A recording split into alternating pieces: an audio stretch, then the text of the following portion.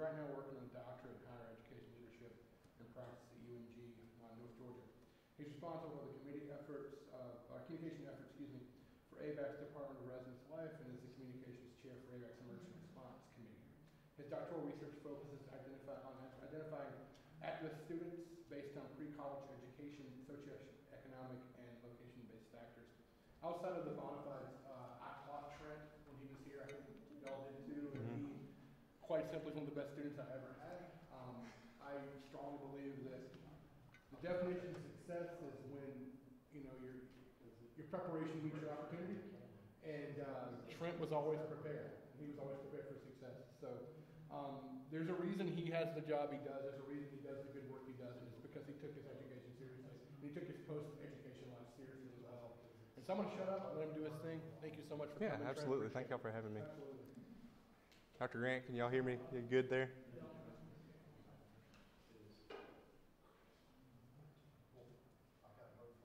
All right, guys. Well, my name is Trent Hester, Dr. Newberry, all the faculty. Thank you guys so much for asking me to come and speak. I'm really excited to be here. For you three, I hope before the end of this I can have your names down, and y'all can come to me if you ever need help with anything at all. I'm always here. As you can see down here in the bottom corner, we live on campus, so I'm always here. Even when I'm not at work, I'm always here. But I'm going to go over a little bit about myself, and then I have a little activity that I'd like for you guys to do with me. It doesn't require you to stand up at all, so I'm not going to make your food digest any slower than it's going to. Then if you have any questions at the end, I'll be happy to answer any of those for you. So I guess to start from the beginning, my name is Trent Hester. I came to ABAC way back in 2012.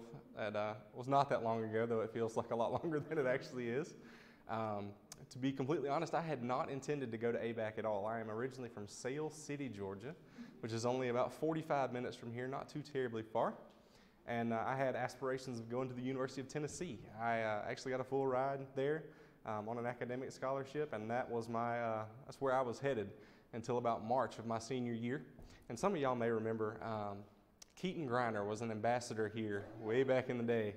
Good friend of mine. I actually dated her sister for a little while. That's how we met.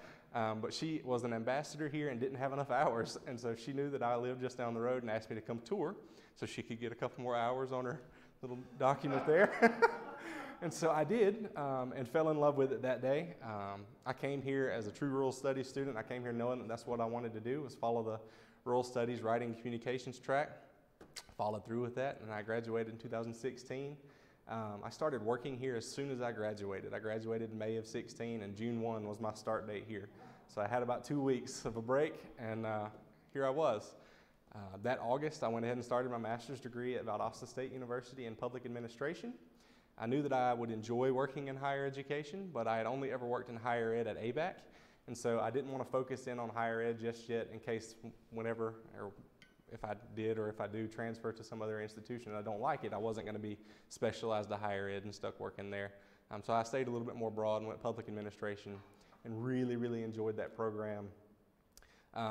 During my master's degree, I had the opportunity to go to the University of North Georgia and attend a conference called the LCUBE Leadership Summit. LCUBE stands for Leaving a Legacy of Leadership. That's what I'm trying to do here. But during that conference, I had the opportunity to speak with a lot of other higher ed professionals and decided that this is where I wanted to make my home. So I am pursuing my doctorate in higher education from the University of North Georgia, specifically in leadership and practice. And then my dissertation research revolves around retention rates and identifying students who can be at risk of not completing. So I'm looking at first and second year students, students who specifically get in trouble of some kind if they go through our conduct or judicial process. I'm looking at who those students are, where they're from, characteristics of those students, to see if I can make identifications about those students and possibly put in some retention practices to help catch those before they get in trouble on college campuses. So that's kind of my interest. Interesting thing about us is we do live here in Lakeside, not here in Lakeside, over in Lakeside. We live in room 140. Do any of y'all live in Lakeside now? Y'all do? Okay, cool. Have y'all met with me or Sarah yet? You got to sign up for that. But we live in the building. You'll see a picture of my wife here in a minute. It is an interesting work environment for sure. We live where we work. It is a lot of fun. I like to use the word immersive. That's what it is. I'm always here. It's a lot of fun though. So a little bit about my work experience. I was a community assistant here for 3 years, involved in the ambassador program and Stallion Society while I was a student here. My first actual job actually came out of my internship in the Writing and Comm program.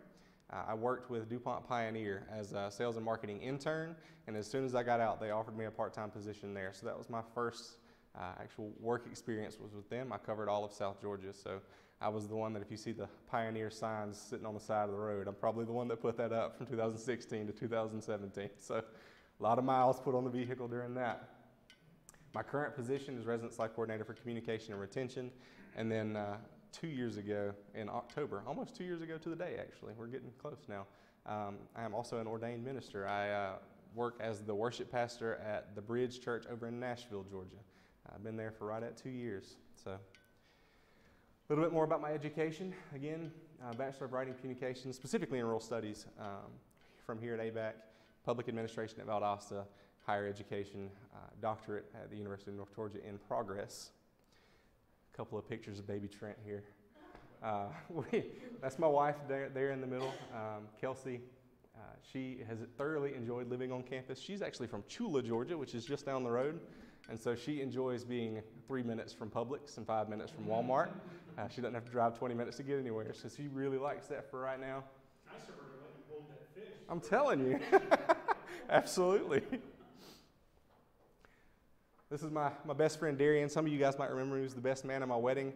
I put him in here on purpose. Darian, although he's not a writing and comm person, is my soundboard for everything. I'm going to pass around a couple of things that I've done here. The green brochure there was my brainchild for about 6 months, trying to get that thing worked out.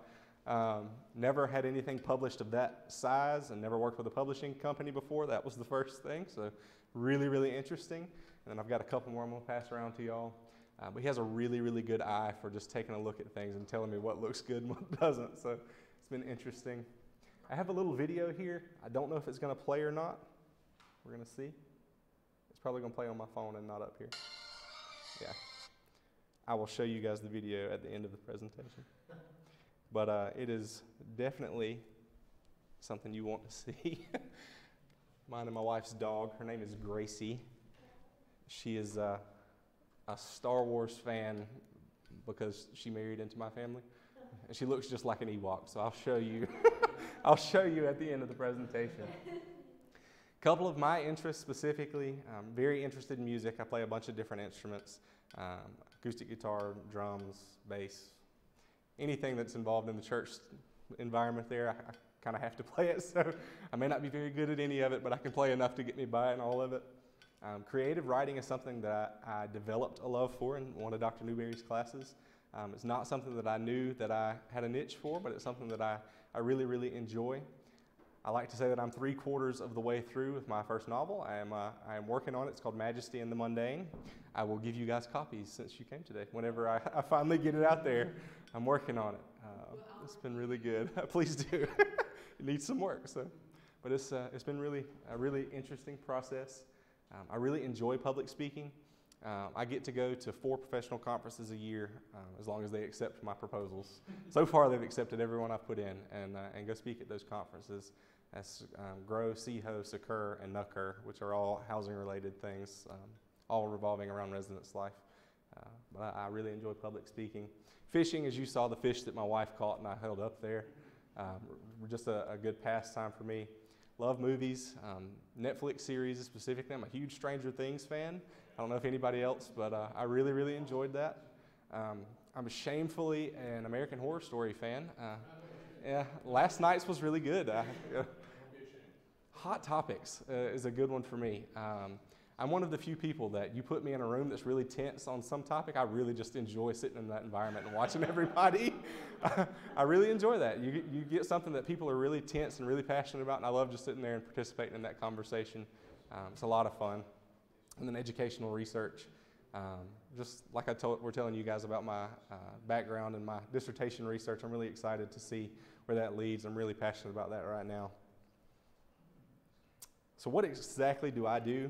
Since you guys live in Lakeside, this will be really beneficial to you guys, so you'll know what I do. For you, it'll be beneficial for you also. I'm just going to read you what I wrote, but as a residence life coordinator, I'm charged with the safety and well-being of all residential freshmen. Within my functional area of communications and retention lies a great deal more. So as far as functionally in the building, I am responsible for the well-being of all of the freshmen. If something happens, if a student goes to the hospital, I go to the hospital. If a student's failing a class, I get called and asked why they're not going to class. When you guys report a student to the early alert system, if they live on campus, they send that to me and I go check in with them. So a lot of fun there. Equally, it balances out though, equal good and equal bad. We have a good number of students that come to school here and they have no clue what they want to do, and I get to be the person that helps them find their way here at ABAC, and I really enjoy that. And then for some students that get here and they really struggle, whether going to class or just the new environment, I get to be that person also that kind of gets you back on the road. So it's a lot of fun. Now, specifically to what's going to interest you guys, it's just a little bit about the fun side of my job. We get to do some event planning. Come on in. I get to do a lot of event planning. We call them programs. We shy away from the term events. But everything that we do has some kind of educational component. And then since I've been here, I've been put on a ton of committees. You guys all know. You get put on a ton of committees. And so I am the one, I know that you guys were probably there. Do you live on campus or no? Okay. You guys were probably there. Virginia Vereen came and spoke about hurts, habits, and hang-ups. Very, very good friend of mine. She came and presented to all of the residential freshmen about the dangers of alcohol and drug abuse. So that was one really, really good program that I'm really proud of. The freshman walk that occurred during welcome days, I know you guys like to sweat it to death, but that was my brainchild. Sorry. But it was a lot of fun. The picture there, that's something I hope to continue to do for years to come. I have 39 direct staff members, which is quite interesting at times. There's a lot of them. But I get to plan a staff training every fall for them. We do a small one in the spring, but a big one in the fall. And I actually take them all to the FFA FCCLA camp in Covington and make them do things that I didn't get to do in high school, like the mud obstacle course. We do it with them though, so I'm not going to throw them in there all on their own. So we have a lot of fun there. To what pertains to you guys specifically is I do a lot of advertising and marketing materials for residential students. I have a microphone on, so I'm not going to walk too far or I'm going to snatch it out of the wall, but I'm going to hand these all to you. Most of these I'm going to have on the screen, but they're a little bit better quality on paper, so I brought some with me. One of the struggles of this, though, is most of the things that we send home to you guys most likely before you came to school here applied or looked at 4 or 5 different colleges, so you're getting this stuff from 4 or 5 different schools. And so I'm competing with 4 or 5 different schools for something that you may or may not ever see. Your mom or your dad may look at it. So that was the thought behind the warning sign down here. So I want to make you read it for a minute. And if you actually read it, it's all great things on there that ABAC Housing can offer for you guys. Living on campus has increased GPA, ability to save money, opportunities for lifelong friendships, that kind of thing. But competing with those other institutions is always interesting. Sending you guys stuff in a timely manner is one thing to make sure of. In March or April, I send out a card that's talking about what's next. So the front side of the card just says, high school's almost over, what's next? And then Lakeside, it's a picture on the back. I want you guys to live on campus with us. A lot of fun. And then obviously you haven't gotten any of these yet, but you will. They're coming in the mail. Getting you guys to renew your housing, come back and live on campus with us for your sophomore, junior, and senior years is going to be another goal of mine. Working on those is always interesting because I'm targeting students that have been living on campus for a year, so the minor deceptions that we have in it don't work to you guys. So I got to make sure that I'm on my game when I'm talking to y'all coming in for your sophomore year. So one of the things that I attribute to my success, and I don't really consider myself super, super successful. I'm just someone that has a passion, and I'm blessed enough to have a job that allows me to work in those passions, and my accomplishments are totally just because I'm doing what I love. And so I have 5 core values.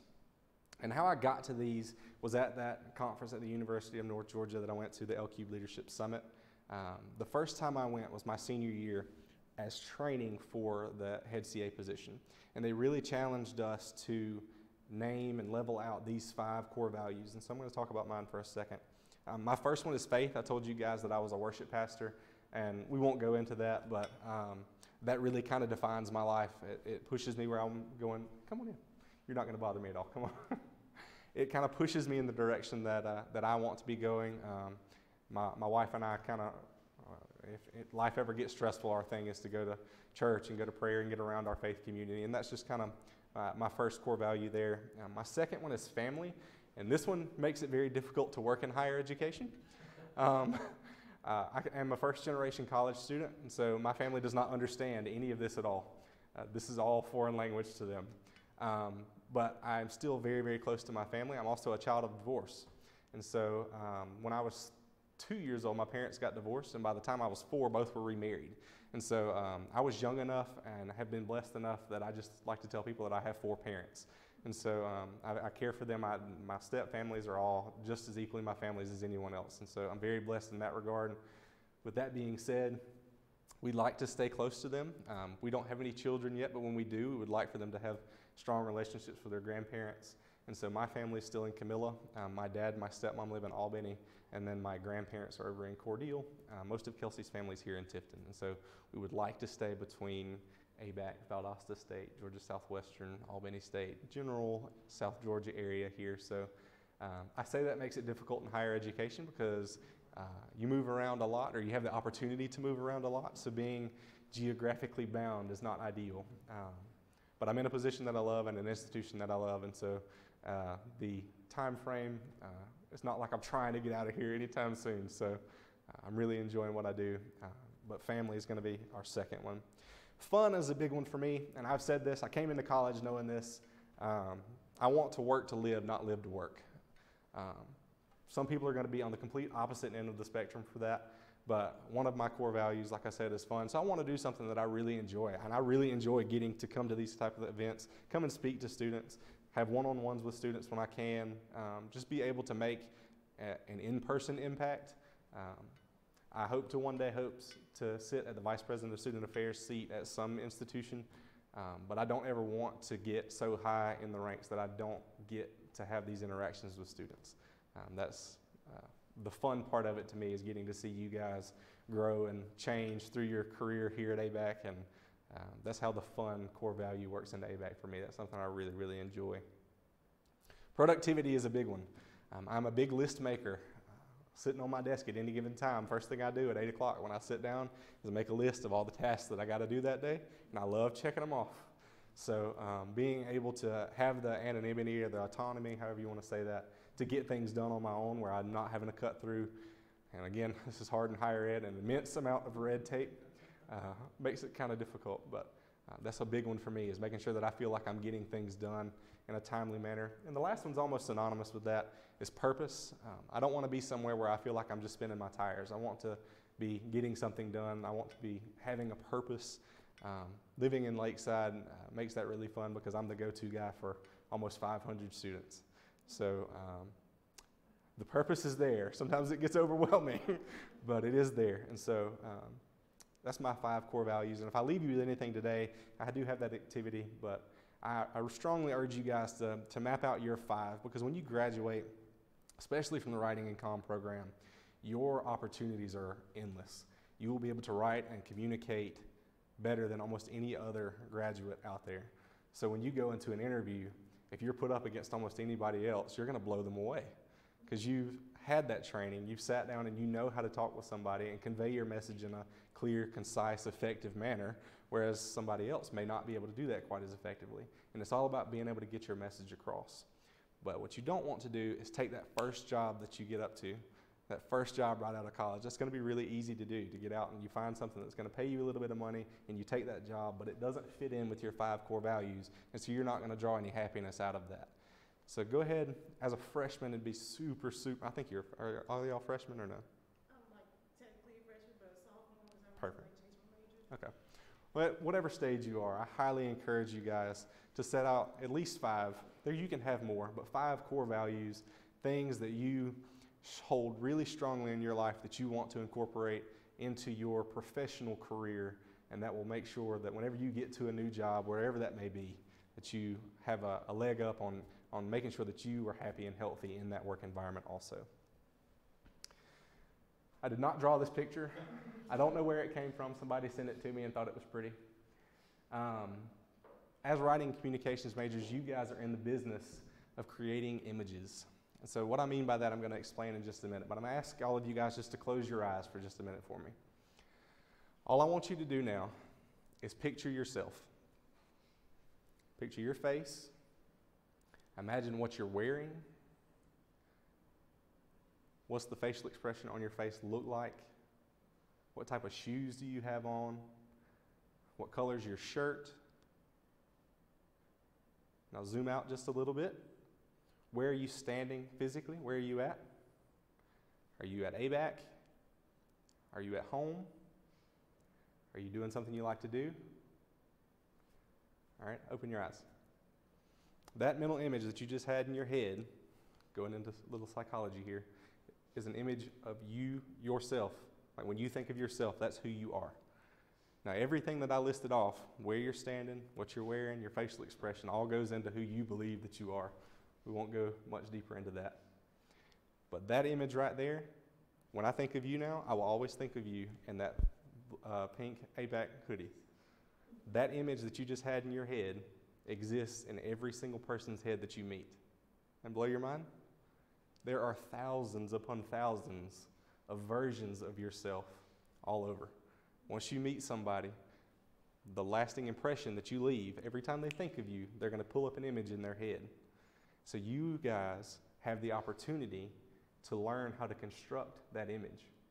I spent the first couple minutes of my speech with you guys today going over who I am, specifically for the purpose of developing that image in your mind. When you think of me now, I want you to think of me fishing or me working at UNG or anything like that. I tried to structure that image in your head. You guys also now know that when you go into a job interview, that's the first thing that you need to be worried about doing. Because you can go in and make sure that when they think of you, because they're interviewing 10, 15 different people for this position, what image are they going to get of you in their head whenever they think of you? It comes from what you're wearing.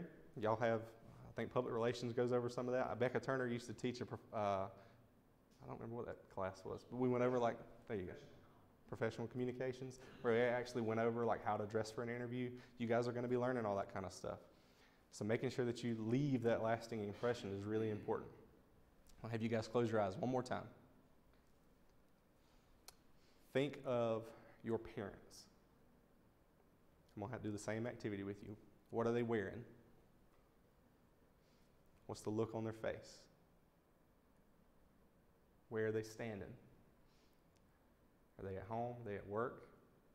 Are they together? Are they separate? All right, open your eyes once again. You guys also have the opportunity to make lasting impressions more than just off the spot. So when you go into that interview setting, you've got an hour, 2 hours, if you're working in higher ed, about 8 hours, to make that impression for you guys. But you guys see each other every day. And every time you see somebody, that picture changes a little bit.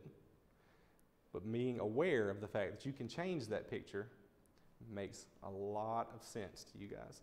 So look at it this way. Every time you're in class with Dr. Newberry, you're sitting in class, you're on your phone, his mental image of you is changing. That goes for all of your professors. Looking at writing communications from this perspective, whether you are focusing on the communication side and you're interested in public speaking or public relations or anything like that, or you're interested in the writing side, where you're physically developing that image with written word, both of those, you are creating pictures in somebody's head. That has been very, very helpful for me in making sure that my name leaves an impression, leaves a legacy of leadership. So yeah, that's what I wanted to leave with you guys today. I know that you guys are itching to get to the pizza now, so that is all that I had for you guys. So if you guys have any questions, I would be happy to answer those for you. Trent, can you talk about some of the coursework you took that stick out in your head? Absolutely. The first course when I think on my program is actually Dr. J's public relations course. And I cannot recall off the top of my head the 5 that you went over, but you went over 5 tacits of public relations. And the phrase that he used was, if you can master these 5, you can get anything that you want. I was like, ha ha, Yes. So that class was really, really great. Really, really enjoyed that. I think you actually said you can make a lot of money if you do this. Grant writing was one of my favorite courses. It is something that I have gotten to use twice so far. I'm on the grant writing committee with ABAC. I don't get to do a whole lot with it hands-on. I simply don't have time. But now they let me kind of come in and proofread those. It's something that I expect that I'll do further in my career. And so really, really valuable there. Any of Dr. Grant's ethics classes, really, really enjoy talking about ethics. I'm in an ethics in higher education class now at the doctorate level, and you're not going to find a better ethics professor than Dr. Grant. He will make you talk through situations that you didn't know had angles that you didn't realize existed. Really, really a lot of value there, because you'll be presented, and no matter what fields you go into, higher ed, writing, comm-specific, public relations, anything, you're going to be presented with opportunities to get ahead really fast, but it's not going to be ethically bound. And so, again, going back to those core values, you got to define what lines you're willing to cross, what lines you're not willing to cross, but discussing those. I think that goes back to my interest in hot topics. Sitting in Dr. Grant's class talking about ethics, especially with some of the people that I graduated with, we were on far different ends of the spectrum, so we had lots of good discussions there. If you were specifically interested in the rural setting, I took a rural healthcare class. Mr. Spicer taught that class. It was a really, really interesting class. Learned a lot about working in the rural setting. Dr. Yost, and I cannot remember the name of the class now, but it was a class basically on rural authors that we took with Dr. Yost my senior year. Really enjoyed that. If you love reading, finding new authors that are coming from a setting specifically kind of like yours is a lot of fun to see. Just writing that comes from a perspective of somebody that grew up in the rural setting, or maybe they grew up in the opposite setting. They grew up in the urban setting, or are now trying to write about the rural setting. Really, really interesting. So those are just some of my favorite classes personally. Really enjoyed those. I think one of the most beneficial classes, kudos to Dr. Newberry here, and I can't remember what the name of the class was either, but you went through Photoshop and Publisher and all. Yeah. But what did you say it was? Document design? Was document design. All that stuff that I just passed around to you would have looked very, very different if I had not taken that class. So a lot of fun, a lot of growth happened there. So yeah, I think those were some of my favorites. Those are the ones that stick out in my head for sure. The capstone process for sure. Stresses you a little bit. A lot of growth occurs in that 6-month period though. A lot of growth. Other questions for Trent? Did you ever use any of that capstone stuff? I did. I used it all through my public administration program. For those of you guys, you're coming up on your capstone. It's coming up pretty quick, faster than you think. 4 years away is not that far, I promise. I did my capstone project on what I called the farming model. I studied why in the state of Georgia most farms have white farmers, black secondary workers, and then Hispanic tertiary workers. I want to know why that existed, historically why that existed, and then I wanted to know why, or the perceptions of those in that model. I want to know why they felt that way. And so I was able to take a look at that from a public standpoint. I looked at a lot of laws revolving around that in my master's program. Very much had a leg up on some of my classmates when I got there, just because I wasn't starting from ground zero with some of that research. So very much so, very, very helpful. It's good to hear. Yeah. Well, I want to point out that the first time I ever heard you speak, I believe, was that you gave the freshman response at convocation. I did, yes. Yeah. I did. That was a long time ago. Yeah. Well, here, let me give you a tough question. Okay. I never lived on campus, Okay. despite my undergraduate years and all that stuff. I never was at a freshman school. Mhm. You've got 500 freshman students. You're Yes. the go-to guy, and right. So I know that one of the in higher ed generally, right. Yeah. So the industry you've chosen, and in our campus, there's a concerted effort to make sure that incoming students are represent a diverse group, Yes. right? So and diversity goes beyond the obvious things to things like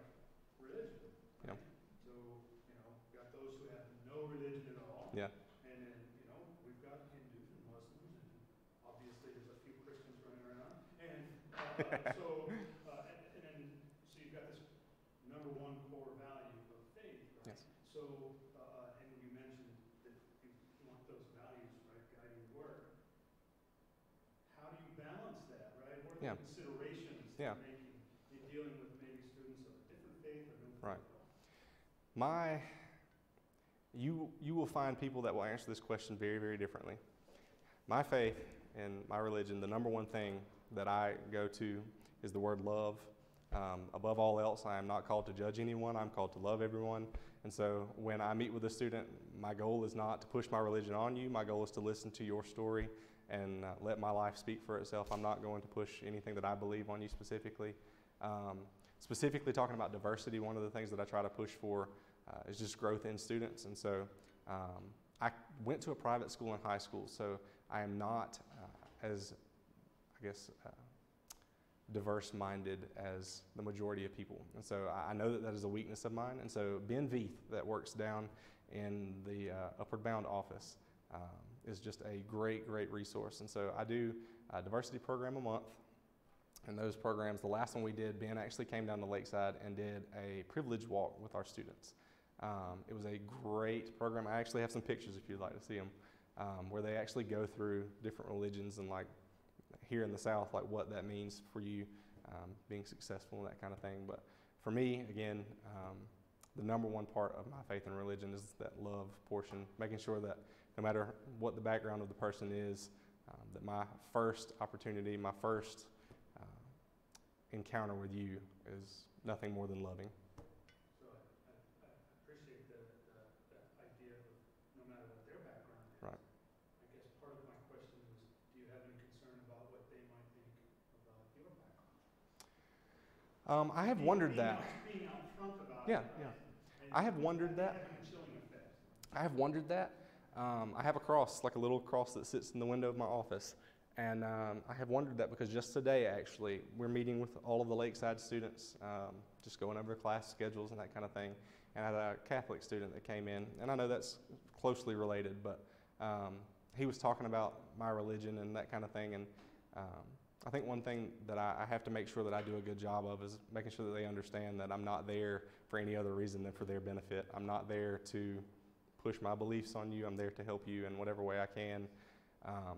But yes, to some extent, I do feel that putting that out there does probably push some students away just because of the experiences that they have had in their life. They may have had someone, even a Christian, that has wronged them in some way, and so they associate that with specifically me. If I'm putting that out there, they associate that bad experience with me. And so that goes back to my mental image thing. When they think of me, that's the first thing that's going to pop in their head. And so I have to be very, very intentional about, no matter who the student is, making sure that I convey that, although this is what I believe, what you believe is what you believe. What you believe is no less valid than what I believe. And I want to still be able to be there for you regardless of our differences. So. Any other questions for Trent? Are you part-time in Nashville? I am, yes. 22 hours a week. Just a comment, one of my students, I cannot remember who, said that you were president of ABAC Housing. One day. Sure. Sure. Sure? Absolutely. I'll take it. Anybody else for Trent? Trent, one question. So, you were in my ethics class. Yes, sir. Do you ever cheat? I try not to. It really, really bothers me to cheat. There were several times in Dr. Grant's class where I think I was the only one that didn't make 100 on something, but everybody was talking. I was just like, I'm not going to do it. I refuse. I don't know. I really try not to. You cheated in your ethics class? It, No, he's the only one who didn't. yeah. The only one who did The only one ever who has never cheated in one of my in your ethics class. Dr. Grant, you actually, I don't know if you remember at all, but you actually wrote me a card when I graduated, and I have it hanging right above my computer in my office to this day. Yeah. It really bothers me. So, no, I really try not to, if I can absolutely help it. So how do you make other students do the same thing? When you find out, please let me know. That's one of the things I'm looking at in my doctorate research is plagiarism, so. Yeah. I think there's a lot of value in failing. You learn just as much from failing as you do from succeeding. So, yeah. College algebra, second time through is a lot easier. Well, Trent, thank you so much. Absolutely. We wanted to present this to you. Oh, y'all didn't have to do that. Thank you very, very much. I appreciate it. Thank you so much for coming. Thank you. He's a real success story, and if you would hang around and please eat pizza. Dr. Harrison doesn't want to take it home, I don't either. So, thank you so much. We'll do this again next year, hopefully. Yeah. So, maybe with Trent again. Yeah. Beat somebody else. So. I have water bottles for you guys, and then I have fabric stickers for y'all. Sorry, I couldn't get anything more expensive, but I really like the water bottles, so. Yeah. Thank you guys again for having me. I really do appreciate it. Really enjoyed it. I wanted to see the Ewok video. If I need to. Yeah. It'll show up on my phone, but won't show up on the Prezi for some reason. Why is it? Oh, I need to go back. It's still connected to my phone. I can go backwards here.